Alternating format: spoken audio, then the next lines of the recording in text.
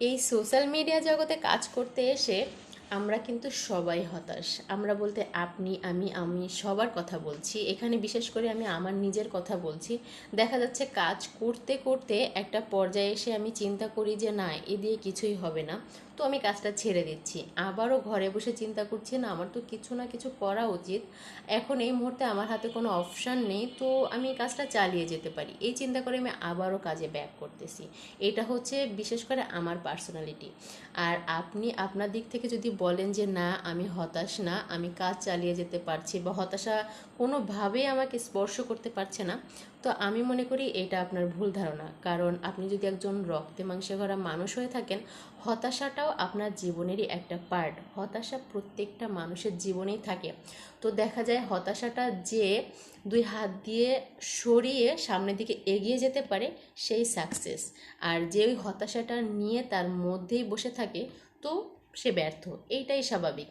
আর এই social media জগতে কাজ যদি আমরা পর্যালোচনা করি, মানে অতীতটা ঘেটে দেখি, এখনকার যুগে যারা স্টার আছে, কন্টেন্ট ক্রিয়েটার আছে বা ব্লগার, যাদের কথাই বলেন না কেন, প্রথম দিকে হয়তো তাদেরও কেউ দেখতো না, তাদেরও কেউ সাপোর্ট করতো না, কিন্তু তাদের রেগুলারিটি মেনটেন করা, তাদের ধৈর্যের সাথে কাজ চালিয়ে যাওয়া এবং মনের ওপরে প্রবল বিশ্বাস রাখা আজকে তাদের পরিচয় করিয়ে দিয়েছে আমাদের সাথে। মানে এক প্রকার বলতে গেলে আমরা তাদেরকে চিনতে বাধ্য হয়েছি, তাদের কাজই আমাদের এই বাধ্যবাধকতাটা সৃষ্টি করে। এখানে আর একটা বিষয় হচ্ছে, সফলতা এমন একটা জিনিস যেটা বারবার করে শুধু ধৈর্যের পরীক্ষাটাই নেই। আমি আজকের আমার কথাগুলো এই জন্য বলতেছি, মানে আমার নিজের ভিতর থেকে আসা যেই অনুভূতিগুলো, আমি সেইগুলোই আপনাদের সাথে শেয়ার করছি। জানি না এই কথাগুলো সবার সাথে যাবে কিনা, তবে আমার মনে হচ্ছে যে আমার মনের কথাগুলো আপনাদের সাথে শেয়ার করা উচিত। এটা অন্তত আমার মনটা কিছুটা হলেও হালকা হবে, যার কারণে আপনাদের সাথে শেয়ার করছি। কারণ বর্তমানে আমি এমন একটা দোটানার মধ্যে পড়ে আছি, আমি কি করব এখনো মাইন্ড সেট আপ করতে পারছি না। আমি বাইরে চাকরি করব নাকি ঘরে বসে কিছু করব।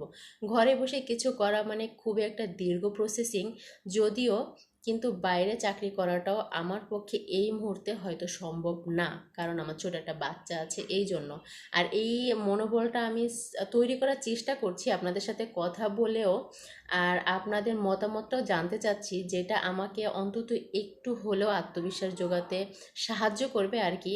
আর আমার ভিতরে থাকা যেই কৌতূহলগুলো, সেইগুলো আপনাদের সাথে শেয়ার করছি। এই যে দেখা যায় এই এই কাজে আসার সাথে সাথে অনেকে অনেক কিছু বলে যে এতে কিছুই হবে না, এ দিয়ে কিছুই করতে পারবে না, কিন্তু আমার মনে হয় এই কথাবার্তা যদি সাইডে রেখে আমি রেগুলার কাজ করে যেতে পারি, ধৈর্য নিয়ে, তারপরে হচ্ছে যে কাজের কোয়ালিটি মেনটেন করে, তো মনে হয় কিছু না কিছু করা সম্ভব। আর এখানে যারা বড় বড় পেজ আছে আমার সাথে, জানি না যুক্ত আছে কতজন বড় পেজ, আর কারা সাকসেসফুল আছে আমি ঠিক জানি না। আমি যারাই আছেন আমি তাদের কাছেই জানতে চাচ্ছি যে আপনাদের ধৈর্য, কাজ করার মানসিকতা ঠিক কতটুকু ছিল। আপনারা যদি আমার এই ভিডিওটা দেখে থাকেন কেউ, বা আমার কথাগুলো শুনে থাকেন, প্লিজ আমাকে একটু সাজেস্ট করবেন যে এই কাজের ঠিক কতটুকু ধৈর্য আর কতটুকু কষ্ট করতে হয়। যদিও প্রত্যেকটা মানুষের কষ্ট করার লেভেল আর ধৈর্যের লেভেলটা যার যার নিজের কাছে, তবুও আমি আপনাদের অভিজ্ঞতাটা জানতে চাচ্ছি। প্লিজ যদি কেউ জেনে থাকেন আমাকে জানাবেন। আর সর্বশেষে একটা কথা বলতে চাই, আপনারা আমার পাশে থাকবেন। আমি মনে করি কিঞ্চিত কিঞ্চিত বা একটা একটা মানুষ নিয়ে বড় একটা জনবল সৃষ্টি হয়। তো আজকের কথাগুলো এখানে শেষ করতে চাচ্ছি। সবাই ভালো থাকবেন, আল্লাহ হাফেজ। আর প্রথমত আমি এইভাবে কথা বলছি সামনাসামনি ক্যামেরার সামনে এসে, ভুল হতেই পারে কথায়, বা এই যে একটা জড়তা কাজ করছে, এটাও একটু ক্ষমা দৃষ্টিতে দেখবেন। আল্লাহ হাফেজ।